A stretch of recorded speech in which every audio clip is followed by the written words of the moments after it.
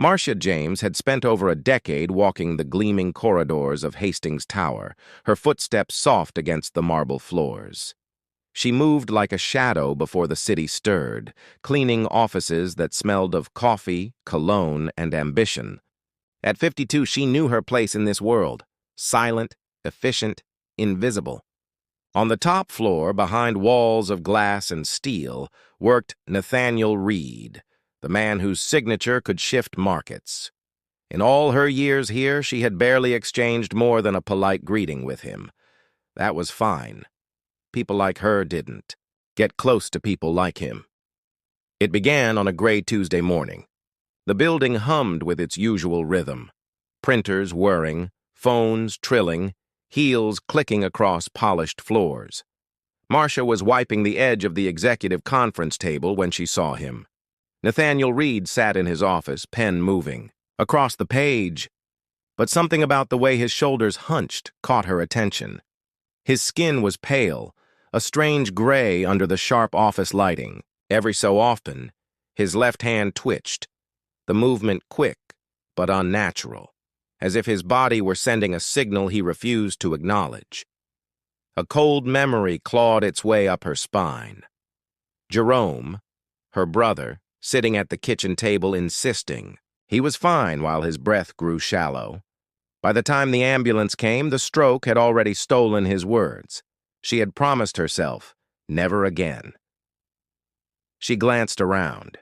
Assistants moved briskly in and out, dropping papers on his desk, speaking. In clipped tones, none of them slowed. None of them looked closely.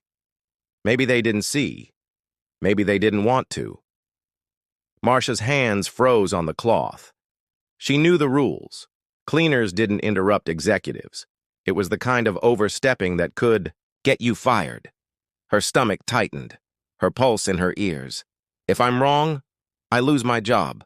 If I'm right, her mother's voice rose in her mind. If God shows you something, child, it's because he's trusting you to act. She stepped toward the open door. Mr. Reed, she said quietly.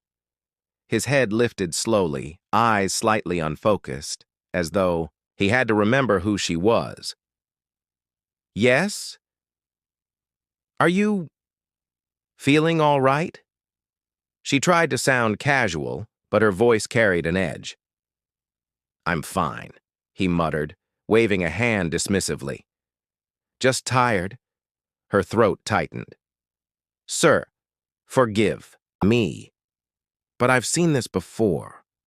The way you're breathing, the way your hand is shaking, it's not nothing. My brother. Her voice faltered, but she steadied it. Please, let someone look at you.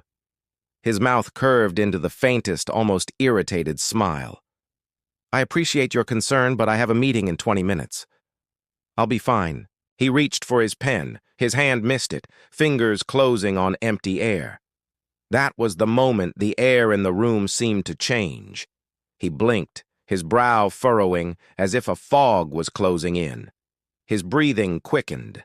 Marcia's heart slammed against her ribs. Every second felt too long. She reached across the desk, lifted the phone, and dialed the building's medical emergency line. Her voice, when it came, was calm but urgent. Top floor, CEO's office, possible cardiac event, immediate response. Nathaniel tried to speak, but the words slurred faintly. He leaned back in his chair, one hand gripping the armrest. Outside, through the glass, assistants had noticed now, faces pressed toward the door, eyes wide, but no one came in. The minutes before the paramedics arrived stretched unbearably. Marcia stayed by the desk, torn between wanting to reassure him and fearing that if she spoke, he might use the last of his strength to tell her to leave. When the medical team burst in, their bright jackets were like an alarm bell. They moved fast, blood pressure cuff, oxygen mask, murmured instructions. One of them glanced at Marcia and said under his breath, "If you hadn't called, he wouldn't have made it another hour." She stepped back as they wheeled him out, his eyes half closed, his grip on consciousness loosening. The assistants parted silently, watching as their CEO disappeared into the elevator. No one looked at her. The rest of the day was a blur. Whispers floated through the halls. Heart problems, hospital, critical tests. But her name never entered the story. She finished her shift as always, emptying bins, wiping counters, moving like a ghost in the same building where she had just stopped a man from dying. That evening, rain slicked the streets outside. Marcia pulled her coat tight and walked into the city's cold wind, telling herself it didn't matter if no one knew. She'd done the right thing. That had to be enough. She didn't know that across the city, in a private hospital room, Nathaniel. Reed had just opened his eyes and told his assistant, voice hoarse but insistent, "Find her! The cleaning lady. I owe her my life." 2 days later, when HR called her in, her stomach sank. She was ready for the worst. Instead, they handed her a sealed envelope. Inside was a handwritten note from Nathaniel, thanking her for her courage, for seeing what everyone else ignored. With it was a check big enough to change her life, but that wasn't what made her hands shake. It was the knowledge that in a room full of people with power, she had been the only one who spoke, that her voice, so often overlooked, had been the only one that mattered when seconds counted, and she knew she would carry that truth forever.